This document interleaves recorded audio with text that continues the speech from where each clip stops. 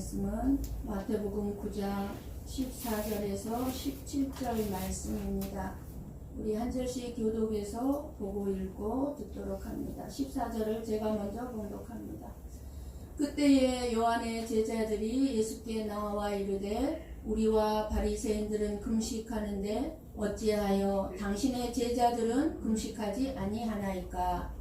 예수께서 그들에게 이르시되 혼인집 손님들이 신랑과 함께 있을 동안에 슬퍼할 수 있느냐? 그러나 신랑을 빼앗길 날이 이르리니 그때에는 금식할 것이니라. 생배 조각을 낡은 옷에 붙이는 자가 없나니 이는 기운 것이 그 옷을 당기어 헤어짐이 더하게 되며 새 포도주를 낡은 가죽부대에 넣지 아니하나니 그렇게 하면 부대가 터져 포도주도 쏟아지고 부대도 버리게 됨이라. 새 포도주는 새 부대에 넣어야 둘이 다 보존되느니라. 아멘. 여러분, 다니엘 기도회를 통해서 많은 은혜 받으시고 계십니까? 만약에 다니엘 기도회 그 시간에 여러분들이 볼 수가 없고 은혜 자리에 있지 못하면 그 다음 날이라도 얼마든지 볼 수 있으니까 정말 은혜의 시간 주어졌을 때 이 은혜의 시간들을 여러분들이 놓치지 않고 은혜를 받고 우리의 삶 속에 있는 여러 가지 어렵고 힘들고 크고 작은 일들을 문제들을 여러분들이 은혜를 받아야 이겨낼 수 있고 해결해 나갈 수 있습니다. 은혜 받지 않냐면요 저희들 저나 여러분이나 마귀의 도구가 될 수밖에 없다는 사실을 알고 은혜의 자리를 사모하셨으면 좋겠습니다. 오늘 말씀은 14절에 그때에 라고 시작합니다. 그때가 언제인가요? 예수님께서 지금 마태의 집에서 세리 죄인들과 어울려 맛있는 음식을 즐기는 중에 바리새인들이 예수님한테 왜 죄인들하고 어울리느냐 이렇게 비난하다가 예수님께서 가서 공부 좀 더 배우라, 구약의 말씀을 더 좀 배우고 와라 라는 책망을 듣고 물러갔습니다. 바로 그때입니다. 바리새인들이 물러갔을 그때에 놀랍게도 요한의 제자들 누구를 얘기합니까? 세례 요한의 제자들이 예수님께 나와서 우리와 바리새인들은 금식하는데 어찌하여 당신의 제자들은 금식하지 아니하나이까 하며 이제 질문을 하는 것입니다. 질문인지 비난인지는 모르겠습니다. 이렇게 세례 요한의 제자들은 예수님께서 음식을 즐기며 식사하시는 것을 보고 마음이 상했습니다. 지금 자기들 스승 세례 요한은 지금 어디에 있습니까? 지금 자기들의 스승은 지금 옥에 갇혀 있습니다. 옥에 갇혀 있고 그리고 자기들은 금식을 하느라고 배가 고프고 힘든데 지금 예수님과 그 예수님의 제자들은 죄인들하고 어울리면서 맛있는 음식을 먹고 있으니까 좋게 보일 리가 없습니다. 우리도 종종 그러죠. 내가 마음이 상하고 괴로운 일이 있는데 내가 미운 사람이 확 행복해하고 즐거워하면 어떻습니까? 그게 좋게 보입니까? 아니죠. 마음이 막 상하죠. 그런 것 같습니다. 그런데 이 바리새인들과 같이 이 요한의 제자들도 아마 이런 생각을 가지고 있었음을 알 수 있습니다. 어떤 생각입니까? 우리 한번 누가복음 18장 11절에서 13절 말씀을 같이 보고 읽고 듣습니다. 같이 봅니다. 바리새인은 서서 따로 기도하여 이르되 하나님이여 나는 다른 사람들 곧 토세, 불의, 간음하는 자들과 같지 아니하고 이 세리와도 같지 아니함을 감사하나이다. 나는 일해에 2번씩 금식하고 또 소득의 11조를 드리나이다 하고 세리는 멀리 서서 감히 눈을 들어 하늘을 쳐다보지도 못하고 다만 가슴을 치며 이르되 하나님이여 불쌍히 여기소서 나는 죄인으로서이다 하였느니라. 아멘. 아멘. 지금 무슨 말입니까? 무슨 생각을 가지고 있었던 것입니까? 바리새인들처럼 이 요한의 제자들도 우리는 일주일에 2번씩 금식하고 11조를 드리고 있기 때문에 죄인인 저 세리들과 같지 않다는 생각을 가지고 있는 것입니다. 지금. 즉 금식이 자신을 내세우는 자랑거리가 되었습니다. 자신의 죄가 너무 많기에 그 죄사함을 받고 하나님 앞에서 바른 삶을 살기 위해서 금식했던 것이 바리새인들의 금식의 목적이었는데 그 목적을 상실해 버린 것입니다. 왜 금식하는지, 금식에 대한 목적을 잃어버린 거예요. 그래서 금식을 해서 경건하게 된 것이 아니라 어떻게 됐어요? 더 큰 교만이 되어버렸습니다. 금식을 해야 하는 본래의 뜻과 목적을 잊어버린 채 사람들에게 경건하게 보이려고 한 것임을 알 수 있습니다. 세례 요한은 어떤 사람이었습니까? 예수님의 길을 예비하러 온 구약의 마지막 선지자였습니다. 이 세례 요한은 자기 제자들에게 뭐라고 그랬습니까? 제자들이 오직 세례 요한을 빛처럼 떠받드니까 세례 요한이 뭐라고 그랬어요? 제자들에게 내가 빛이 아니다. 그 빛에 대하여 증거하러 온 자가 있다 하면서 예수님을 가리켜서 뭐라고 그랬습니까? 보라 세상 죄를 지고 가는 하나님의 어린 양이로다 하면서 예수님이 메시아임을, 예수님이 빛이심을 선포하였고 제자들에게 알려주었습니다. 그래서 이 세례 요한은 자기 제자들에게 뭐라고 얘기했냐면 나를 따르는 것보다 저 예수님을 따르라고 권유했습니다. 그러나 이 세례 요한의 제자들은 한 집단을 이루어서 형식적이고 종교적인 신앙 생활을 유지하고 있었음을 알 수가 있습니다. 바리새인들과 같이. 예수님의 제자들을 보니까 신앙 생활이 형편없게 보이는 거예요. 세례 요한의 제자들을 보니까. 자기 스승은 메뚜기와 석청을 입고 가죽옷을 입고 회개하라 천국이 가까웠느니라 막 외치는데 이 예수님은 그러지 아니하고 막 죄인들하고 어울려 먹고 다니고 하니까 형편없어 보인 거예요. 그래서 예수님께 왜 당신의 제자들은 금식하지 않습니까? 하고 질문인지 비난인지 지금 하고 있는 것입니다. 바리새인들과 세례 요한의 제자들이 가지고 있는 문제점이 무엇일까요? 신앙생활은 자기들처럼 믿어야 하고 해야 하고 자기들처럼 금식해야 한다는 것입니다. 한마디로 다른 사람에게 강요하는 거예요. 여러분 예수님은 이 땅에 오셔서 그 어느 누구에게도 예수님을 나를 믿으라고 강요한 적이 없습니다. 선하게 살라고 강요한 적도 없습니다. 헌신 봉사 많이 하라고 강요한 적도 없습니다. 예수님은 강요하지 않습니다. 그런데 이러한 일들이 오늘의 교회 안에서 너무나 많이 나타나고 있습니다. 내 생각과 같지 않고 나와 같이 생각하지 않고 나처럼 신앙생활을 하지 않으면 틀렸다는 사람들이 있습니다. 자기처럼 헌신하지 않고 자기처럼 금식 기도하지 않으면 믿음이 없다고 업심 여기는 경우들이 있습니다.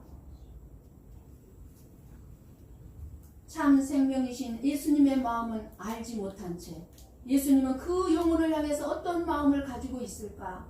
기다리고 계시고 인내하고 계시고 사랑하고 계신 그 예수님의 마음은 외면한 채 자기들의 규례적인 금식이나 기도, 구제로 자기들의 의를 내세우려는 어리석음을 우리는 조심해야 합니다. 저와 여러분은 기도 많이 하는 사람, 은사를 받은 사람, 또는 말씀을 많이 알아서 암송이 되어가지고 줄줄줄줄줄줄 하나님의 말씀을 그냥 입만 열면 하나님의 말씀이 나오는 사람, 성경 지식이 많은 사람들을 부러워하기도 합니다. 그렇지요. 그러나 여러분 정말 기도를 많이 하고 정말 말씀을 많이 알고 있다면 내 자신의 연약함과 죄를 알기 때문에 겸손해질 수밖에 없어요. 알면 알수록 겸손해질 수밖에 없고 다른 사람들을 있는 그대로 인정해 줄 수밖에 없습니다. 내가 한 것이 아무것도 아닌 걸 알게 되고 그 무엇보다도 내가 한 것이 아니라 주님께서 할 수 있도록 해 주셨음을 알기 때문에 나는 이렇게 금식하며 기도한다고 자랑은커녕 했다고 드러내지도 않습니다. 정말 올바른 금식 기도를 하고 올바른 하나님의 말씀을 깨닫고 있으면요, 드러내지 않아요. 그렇게 겸손해진 심령이 어떻게 못하는 사람들을 향해서 비난할 수 있겠습니까?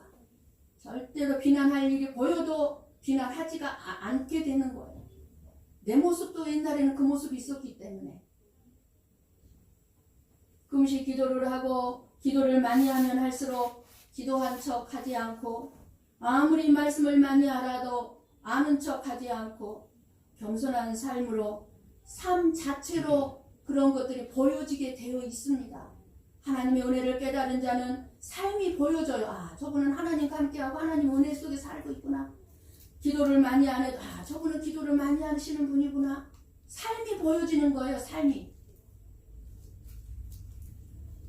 그래서 우리가 얼마든지 그 사람이 정말 기도를 많이 하는 사람인지, 말씀을 많이 하는 사람인지, 그리고 신실하게 하나님을 믿는 사람인지 우리 눈에 보여지게 돼 있고 알 수가 있습니다. 그러나 척척하게 되면 어떻습니까?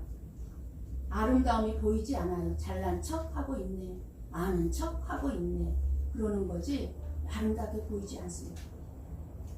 그런데 무엇보다도 더 나아가 하나님은 결코 속지 않으신다는 것입니다. 우리들은 속아요. 아무리 내가 눈물을 흘리고 예수님을 잘 믿는 것처럼 행동해도 하나님을 속일 수는 없습니다. 하나님 앞에서는 내 마음속까지 깨트려 보시고 또 만물이 벌거벗은 것과 같습니다. 하나님은 너무나 잘 알고 있습니다. 왜 당신의 제자들은 금식하지 않느냐는 요한의 제자들의 이 비난 같은 질문에 예수님은 혼인집의 비유를 들어 이렇게 대답하셨습니다. 신앙생활의 본질을 알지 못하고, 내가 왜 신앙생활을 하고 신앙생활을 어떻게 해야 되는지를 알지 못하고, 신앙생활의 형식만 갖추고 교회만 왔다 갔다 하면서 가면을 쓰고 위선과 교만으로 가득한 그들을 향해서 무엇이 신앙생활이고 무엇이 신앙의 본질인가를 말씀해 주시고 계십니다. 15절 말씀입니다. 여러분 눈으로 보세요. 예수님은 혼인집에서 잔치를 하는데 혼인집 손님들이 금식을 하겠느냐? 금식할 이유가 전혀 없다는 말씀입니다. 그러나 신랑을 빼앗길 날이 올 것이니 그때는 금식할 것이니라 라고 말씀하고 계십니다. 금식은 단지 음식을 먹지 않음으로써 내 몸을 괴롭게 하고자 하는 것이 아니라 죄로 인한 내 마음의 애통과 슬픔을 의미하는 금식이어야 한다는 것입니다. 예수님은 이 마음의 애통과 슬픔을 신랑을 빼앗김으로써 일어나는 것으로 말씀하고 계십니다. 혼인잔치에 지금 신랑은 누구입니까? 바로 예수님입니다. 예수님이 저와 여러분의 신랑입니다. 예수님은 이 비유에서 자신을 신랑으로 그리고 제자들을 혼인집 손님들로 비유하였습니다. 그러니까 지금 신랑이신 예수님과 함께 이 잔치집에 있는데 어떻게 금식을 하느냐 이 말이죠. 이 당시에요, 결혼식의 잔치는 일주일간 열렸다고 합니다. 결혼식의 잔치가. 그런데 신랑이 있는 이 잔치 기간에는 금식의 날이 와도 금식을 하지 않았답니다. 그래로 정해져 있는 금식의 날이어도 금식을 하지 않았어요. 이러한 바리새인들의 규례를 통해서 지금 예수님은 영적인 진리를 저와 여러분에게 말씀을 해주고 있습니다. 예수님은 곧 저와 여러분의 영적인 신랑입니다. 이렇게 예수님과 함께 결혼 잔치에 참여한 제자들이 금식할 수 있느냐는 말씀입니다. 그러나 신랑을 빼앗길 날이 올 것인데 그때는 금식하라는 것입니다. 신랑을 빼앗긴다는 것은 무엇입니까? 오늘 말씀에는 신랑을 빼앗긴 날이 어느 날이에요? 예수님의 십자가의 죽음을 의미합니다. 그러니까 환난의 때, 저와 여러분에게 슬픔의 때, 고난과 역경이 다가올 때는 금식해야 하지만 구원의 감격과 기쁨이 있는 생명의 놀라운 이 은혜의 잔치에 왜 금식하느냐 이것입니다. 지금 구원의 감격과 예수님과 함께 있으니까 얼마나 기쁜 잔치예요. 그러니까 금식할 필요가 없다 그 말. 그렇다면 누가 신랑 즉 예수님을 빼앗겼다는 것으로 애통하며 금식하겠습니까? 이미 예수님은 부활하셔서 하나님의 우편에 아버지 우편에 계시고 우리에게 친히 와 계십니다. 성령님으로 우리와 와 계십니다. 그런데 누가 예수님을 빼앗겼다는 것으로 애통하며 금식하겠어요? 예수님이 나와 함께 해주심으로 내가 그 구원의 은혜를 알고 기쁨을 누렸던 사람들입니다. 그래서 예수님을 빼앗긴 것으로 인해 애통이 없는 상태의 금식은 단지 외식적인 형식에 지나지 않는다는 것입니다. 저와 여러분이 신앙생활을 해가면서 예수님을 빼앗기고 이런 경우가 없습니까? 지금 현재도 여러분의 마음이 누군가는 정말 교회에 오기 힘들었을 거예요. 교회에 오기 힘들고 괴롭고 시험이 들었고 정말 누군가가 믿고 그리고 무엇보다도 예수님보다 이 세상의 것을 잃어버리는 것이 더 두렵고 내 마음 안에 불평과 원망과 미움으로 가득 차 있다면 예수님을 잃은 상황임을 알고 이때가 금식하고 더 기도해야 할 때라는 것입니다. 그것을 말씀해 주고 있습니다. 우리의 삶 속에서 때로는 금식하며 기도해야 할 때가 너무너무 많이 있습니다. 그때가 언제입니까? 또 한 가지 내 삶 속에 예수님이 멀리 있는 것처럼 느껴질 때가 있습니다. 왜 예수님은 이렇게 나에게서 멀리 계시지? 이렇게 느껴질 때는 우리는 위기의식을 가지고 그때는 금식하며 기도해야 합니다. 사랑하는 성도 여러분, 여러분은 지금 신랑이신 예수님과 함께하는 삶을 살고 있습니까? 아니면 신랑이신 예수님을 지금 무엇인가에 빼앗겨버리고 삶을 살고 있습니까? 그러니까 15절의 이 말씀은요, 이제 16절, 17절의 말씀을 연결시켜서 볼 때 예수님과 함께 하지 않는 금식은 아무 의미가 없고 신랑이신 예수님 안에서 예수님과 함께 할 때만이 예수님이 기뻐하는 금식이요, 진정한 금식이라는 사실을 역설적인 말씀으로 해주고 계십니다. 예수님은 뭐라고 말씀합니까? 이어서 16절을 열어주세요. 생배 조각 비유로 말씀을 우리에게 해주십니다. 여기서 생배 조각은요, 예수님의 복음을 상징합니다. 그러니까 예수님과 동일하게 복음이에요. 그러니까 낡은 옷은 그럼 뭐겠습니까? 낡은 옷은 바리새인들이 만들어낸 인본주의적이고 그리고 세속적인 종교 생활을 말합니다. 예수님께서 이 생배 조각과 낡은 옷의 비유를 들어서 설명하시고자 하는 것은 바로 바리새인들이 지키고 행하며 내려오는 이 금식이라고 하는 것은 이미 낡아진 옷과 같은 것이라는 말씀입니다. 왜 낡아진 옷과 같은 걸까요? 그러니까 이제 금식하며 하나님께 기도한다고 제사함을 받아 의로워지는 것이 아니라 예수가 구원자임을 알고 그 예수님의 말씀을 따라 예수님께서 허락하는 그 은혜를 통하여 우리가 제사함을 받고 새로워지는 이 구원에 대한 감격과 은혜의 역사가 이루어지기 때문에 지금 바리새인들이 행하고 지켜 내려오는 이 금식을 통한 의를 구했던 것은 아무 의미가 없다는 말씀입니다. 16절의 말씀. 지금 너희들이 금식하며 기도하는데 이제는 그 금식이 예수님과 함께 하지 않는 금식이라는 의미가 없다. 이것을 지금 비유적으로 말씀을 해주는 것입니다. 17절 말씀도 마찬가지죠. 새 포도주는 새 부대에 넣어야 한다는 이 비유의 말씀은 이때 사람들은 가죽 부대에다가 포도주를 넣어 저장을 했습니다. 가죽 부대를 뭘로 만듭니까? 양이나 염소를 잡아 털을 벗기고 발목이 있는 부분을 끈으로 묶어서 사용하는 것을 말하는데, 이 가죽 부대를 오래 사용하면은 이제 늘어질 대로 늘어져서 신축성도 떨어지고 단단하게 굳어지게 된다고 합니다. 이런 낡은 가죽 부대에다가 발효성이 아주 강한 새 포도주를 담게 되면 낡은 가죽 부대가 찢어지거나 터져버리는 거예요. 그러니까 그렇게 되면 뭐예요? 낡은 가죽 부대도 못 쓰게 되고 새 포도주도 버리게 되는 것입니다. 이렇게 발효성이 강한 새 포도주는 반드시 신축성이 있는 새 가죽 부대에 넣어야 합니다. 그러니까는 새 가죽 부대란 바로 거듭나서 새로 태어난 예수님 안에 있는 저와 여러분을 가리키요. 새 부대는. 그러면 새 포도주는요, 영원한 생명을 주신 예수님을 의미합니다.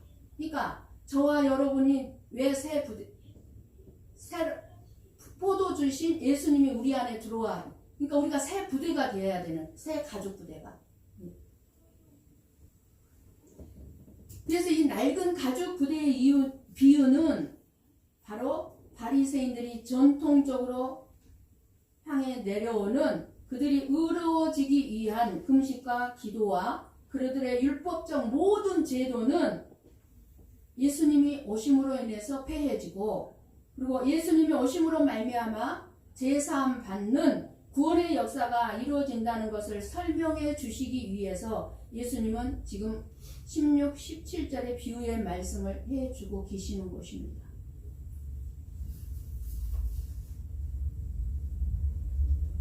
한마디로 예수님과 함께하지 않는 금식의 결과가 이렇다는 것을 비유로 말씀해 주고 있습니다. 너희들의 의로 하는 금식 의미가 없다, 그 말이에요. 신랑이신 예수님과 함께하지 않는 모든 것들은 아무 소용이 없음을 지적해 주신 말씀입니다. 신랑이 없으면, 곧 예수님의 생명이 우리 안에 없으면 40일 금식 기도를 한다 할지라도 아무 소용이 없다, 그 말이에요. 예수님이 주시는 힘으로 하지 않고 내 힘으로 하려고 하는 모든 것들은 다 소용이 없고, 예수님의 생명이 없이 아무리 많은 예배를 드리고 헌신을 한다 해도 다 소용이 없다, 그 말입니다. 의미 없다, 그 말이에요.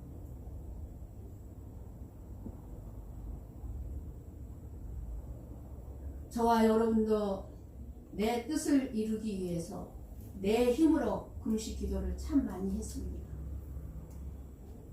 그러니 내가 이렇게 금식하며 기도했는데 왜 내 뜻 안 이루어 주느냐고 저도 원망을 많이 했습니다. 그리고 무엇보다도 내 힘으로 하는 것은요, 반드시 자랑하게 되어 있습니다. 내 의를 드러내게 되어 있습니다. 이것은 하나님이 기뻐하는 금식이 아닙니다. 아무 의미가 없습니다. 하나님이 기뻐하는 금식은 내 뜻 내려놓고 하나님의 뜻에 순종하며 따르고자 하는 그 금식을 할 때 나도 살고 다른 사람도 살릴 수 있습니다. 금식뿐만이 아니에요. 모든 것이 똑같습니다. 헌신이든 봉사든 헌금이든 부제든 모든 것이 똑같습니다. 그렇게 주님이 뜻에 따라 순종하는 마음으로 할 때는요, 나도 살게 되고 다른 사람도 살리게 되는 것입니다. 우리에게 중요한 것은 새 포도주는 새 부대에 넣어야 한다는 것입니다. 새 포도주가 예수님 어디에다 넣어요? 새 부대, 새로워진 우리의 마음, 새로워진 마음에 넣어야 된다는 것입니다. 낡은 가죽 부대에다가 넣으면 터져버리고 찢어지게 돼서 둘 다 버리게 된다고 말씀합니다. 그렇다면 오늘 예수님께서 말씀하시는 이 말씀의 목적과 의미가 무엇입니까? 의로워지는 것은 종교적으로 내가 신앙생활, 종교생활을 많이 하고 금식을 한다고 의로워지는 것이 아니라 나를 구원해 주신 예수 그리스도가 구원자임을 확실하게 믿고 그 예수님이 저와 여러분에게 약속하신 그 성령을 주셔서 그 성령님의 인도하심으로 우리가 날마다 거듭나고 새로워지려고 할 때 그때에 의로워지는 것입니다. 기도를 한다고 의로워지는 것이 아니고 설교를 지금 내가 하고 있다고 내가 의로워지는 것이 아니라 저와 여러분을 의롭게 해주시는 것은 오직 예수 그리스도가 저와 여러분을 의롭게 해주신다는 말씀입니다. 새 포도주는 우리에게 영원한 생명을 주신 예수 그리스도 곧 복음을 말합니다. 예수 그리스도는 영원히 목마르지 않는 영생하도록 솟아나는 생명의 물이십니다. 예수님의 생명을 담은 성도들이 새 부대이고요. 그래서 새 포도주는 늘 새 부대에 넣어야만 합니다. 그러기 위해서는 우리 자신이 늘 새롭게 되어야 합니다. 우리 안에서 누룩처럼 발효되는 하나님의 생명의 능력을 감당할 수 있으려면 신축성이 있는 새 가죽 부대가 되어야 한다는 것입니다. 무슨 말이에요? 우리의 마음을 날마다 늘어질 수 있도록 넉넉함을 가져야 한다는 것입니다. 그냥 좁은 데를 그대로 놔두고 자꾸 좁아들어서 그게 뭐예요? 나도 괴롭고 다른 사람도 괴롭고 예수님이 들어올 수가 없어요. 좁아진 마음. 낡은 가죽 부대는 신축성이 떨어져 굳어져서 새 포도주이신 예수님이 들어올 수도 없고 감당할 수도 없습니다. 그래서 거부해요. 예수님의 말씀을. 그런데요, 저와 여러분도 방심하면 낡은 가죽 부대가 되어 버릴 수 있고 현재 또 낡은 가죽 부대가 되어 있을 수도 있다는 사실입니다. 신앙생활의 연수만을 자랑하고 회개하지 아니하고 형식과 어떤 전통에 매여서 신앙생활을 하려고 하면 우리의 가죽 부대가 단단하게 굳어지는 낡은 가죽 부대가 되어 버린다는 사실입니다. 우리 자신들이 생명을 살리는 일에 관심을 기울이지 아니하고 다른 사람들을 판단하고 비판하고 정죄하는 일을 한다면 우리들도 바리새인들과 같이 낡은 가죽 부대가 되어 있다는 증거입니다. 그럼 알 수 있죠. 내가 낡은 가죽 부대가 되어 있는지 아니면 새 가죽 부대인지 내가 나를 알 수 있을 것입니다. 그래서 우리가 분명히 알아야 되는 것은 생명의 말씀으로 날마다 저와 여러분의 마음을 새롭게 하지 않으면 우리의 마음도 낡은 가죽 부대처럼 단단하게 굳어져 버릴 수 있다는 사실입니다. 단단하게 굳어져 버린 낡은 가죽 부대가 되면은요, 아무런 감동도 없고요, 그 어느 것도 감사할 수가 없습니다. 감사가 안 나옵니다. 이 낡은 가죽 부대의 증거예요. 우리는 우리의 마음같이 묵은 땅이 되지 아니하도록, 아니 낡은 옷이 되지 않도록, 아니 낡은 가죽 부대가 되지 않도록 늘 하나님의 은혜에 젖어 살아야 합니다. 그래서 날마다 우리는 하나님의 은혜를 사모해야 되고 하나님의 은혜를 받아야 합니다. 옛날 것을 버려야 합니다. 어제까지 일은 다 잊어버려야 합니다. 오늘의 일을 기억하고 내일을 미래에 소망을 두고 새로운 것을 얻을 수 있는 새로운 마음을 가질 수 있도록 끊임없이 새롭게 내 마음을 단장해야 합니다. 몸에 병이 있으면 드러내야 합니다. 그래야 살 수 있습니다. 암이 있는 것을 발견했다면 슬퍼할 필요가 없어요. 오히려 감사할 일이고 축복입니다. 여러분들이 김혜아 집사님의 간증을 들으셨죠? 모든 일에 감사했을 때 감사한 만큼 감사한 일이 일어나게 되었어요. 여러분, 암을 발견해야 수술도 하고 치료도 할 수 있지 않습니까? 그러니까 감사할 일이고 기뻐할 일인 거예요. 만약에 암을 발견하지 못했다면 어떻게 되겠어요? 금방 죽을 수밖에 없죠. 그러나 암을 발견했다면 더 빨리 죽을 수 있는 내 생명을 더 주님과 함께 더 하나님 나라의 상급을 쌓을 수 있는 시간들이 주어진단 말입니다. 우리가 어둠 속에서 형광등을 켜면 금방 방 안에 지저분한 것이 보이듯이 하나님께서는 우리 안에 있는 숨어있는 죄악을 더 이상 숨기지 말고 하나님의 말씀을 통해 드러내라고 말씀하십니다. 허물과 연약함을 드러내는 것은 고통스럽고 부끄럽지만 그것은 축복입니다. 몸에 좋은 약은 입에 쓰다고 했습니다. 정말 한 영혼 한 영혼이 거듭나고 그 한 영혼이 죄 때문에 지옥 가게 하지 않으려면 지금은 아프더라도 죄를 지적하고 책망하고 잘라내 주는 것이 교회와 영적 지도자의 책임인 줄을 믿습니다. 마태 세리는요, 자기 앞에 놓인 새 생명의 삶의 기회를 놓치지 않았습니다.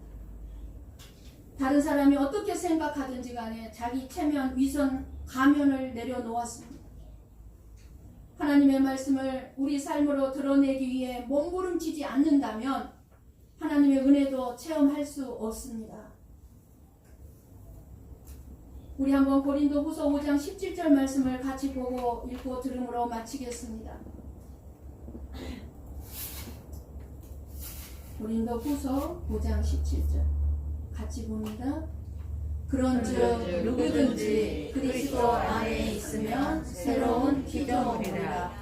이전 것은 지나갔으니 보라 새 것이 되었도다.